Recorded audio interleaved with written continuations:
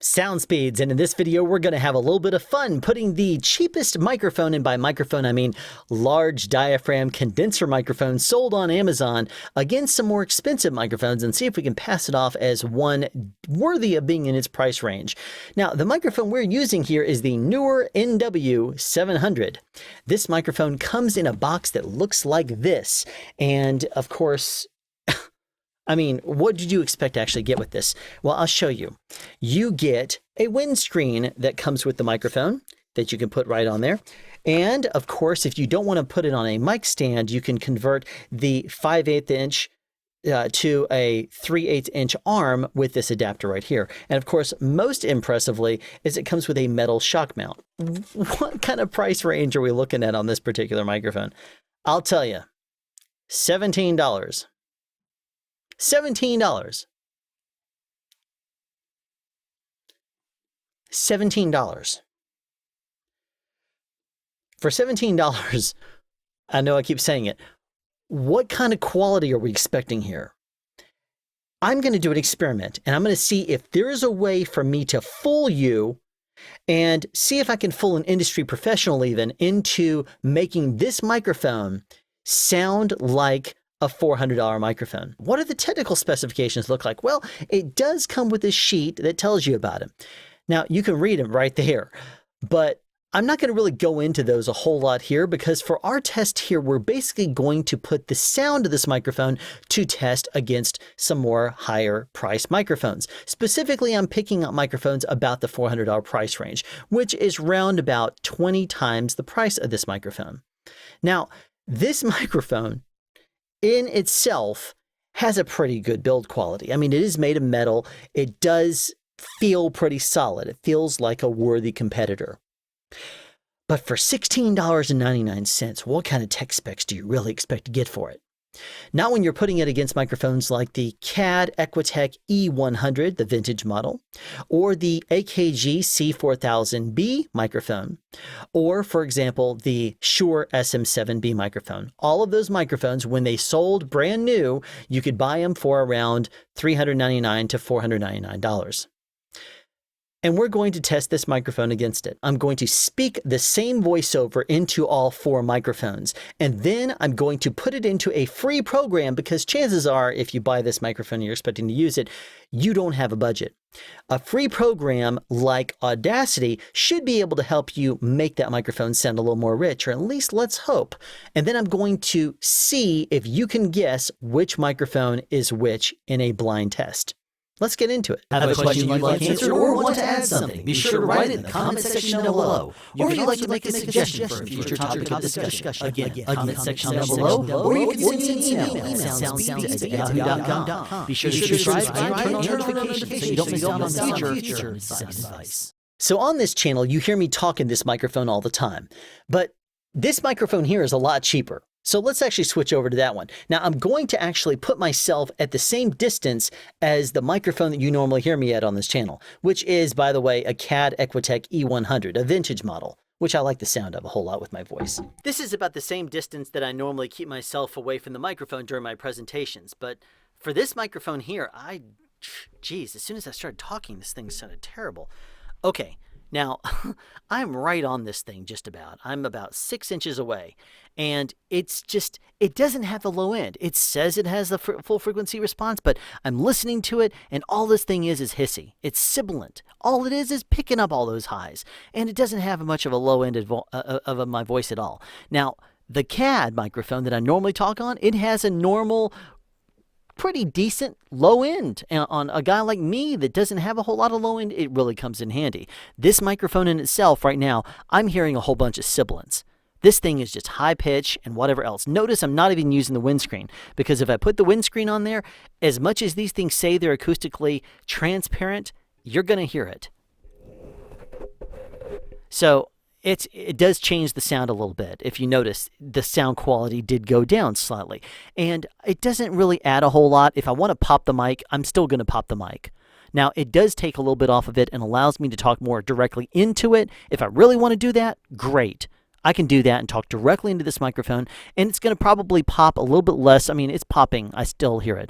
But if I want to talk and not even have to do that. I can take this off and hopefully get my microphone right up on it, get my mouth right up on the microphone and talk slightly off axis, about a 45-degree off axis, and it's going to sound about as good as possible. So what are you getting with a $17 microphone? Well, you know you're getting the box, the printing, the technical specification sheet, the microphone itself, which is made of metal, and the shock mount, the windscreen, the adapter. You're getting quite a few components. Oh, and I forgot to mention before, the cable that it comes with, which surprisingly does not have an XLR on the male end. It just somehow, I mean, now this is a condenser microphone. You plug that into something and chances are you're going to have an adapter for it because it's not going to generate power, phantom power by itself. They got to cut the cost when they produce this microphone. And the best way for them to do that is skimp on certain things like premium parts. You're not going to get premium parts in this microphone just because of the price point. You're not going to. Another thing is the actual microphone noise floor. Noise floor is one of those things where in order to properly engineer a microphone, you got to drive that noise floor as low as you possibly can. You have to have a wide frequency response. The frequency response of this microphone is about 20 to 16,000 hertz, and it's not the very best. Also, the frequency response chart is kind of up and down. It's kind of jittery. You don't get a solid frequency response, and you don't get it smoothly across all frequencies. It's not an acoustically flat microphone, and you don't really expect to get that for the price point.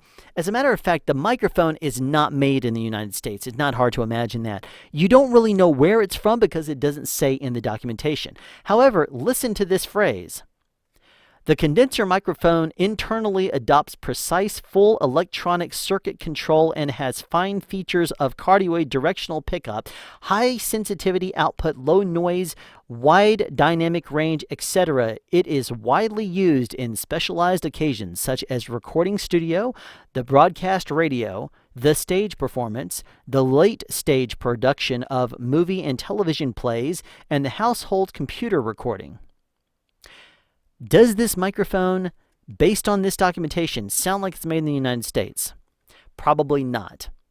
As a matter of fact, I could almost guarantee that the microphone was made in China or someplace where they could make it very, very inexpensively and send it to America, and there you have it. I mean, I'm not going to go through all the technical specifications, but that basically in a nutshell summarizes the microphone. For this test of processed sound, I want you to listen and see if you can guess which one is the newer, cheap microphone.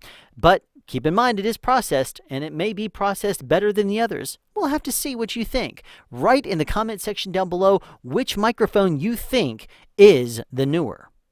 Have a question you'd like answered or want to add something? Be sure to write it in the comment section down below. Or if you'd like to make a suggestion for a future topic of discussion, again, comment section down below, or you can send me an email at soundspeeds@yahoo.com. Be sure to subscribe and turn on notifications so you don't miss out on future sound advice. Have a question you'd like answered or want to add something? Be sure to write it in the comment section down below. Or if you'd like to make a suggestion for a future topic of discussion, again, comment section down below, or you can send me an email at soundspeeds@yahoo.com. Be sure to subscribe and turn on notifications so you don't miss out on future sound advice. Have a question you'd like answered or want to add something? Be sure to write it in the comment section down below. Or if you'd like to make a suggestion for a future topic of discussion, again, comment section down below, or you can send me an email at soundspeeds@yahoo.com. Be sure to subscribe and turn on notifications so you don't miss out on future sound advice.